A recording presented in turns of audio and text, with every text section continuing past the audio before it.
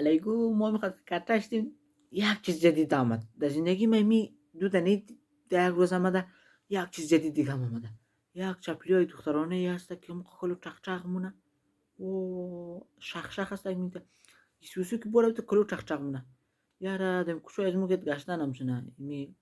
همشورا بیاوره اونا بازار هم چق چق کلو می پک کش مور چق چق سکده ای از یک طرف این بچهای جوان فچاقی میزنه یک طرف دیگه چپلی های همشورا پک مونه کشته مقصد همشورا رو کار میدم و چق چق چپلی خوی کنید دیگه مو فچاقی های برارون چمون تحمل کنی چق چق چپلی خودان چمون تحمل کنی پک من دیوانه که چمو یه برارون پن میدید که فچاقی نزنی یا دیگه خودان چمون چپلی خدا سرمیر چگان چیز میز پینا کن دیگه که منو پک کش تو چق چق چپلی چمون اونم کاش که آرزو میخردید به خدا دم سالمای گرنگی بوده 12 ساعت که چند باشه میخرد شما خدا مقصد خیر پیشه کنه آره دیگه آره دویی دیگه باید هم تو بخره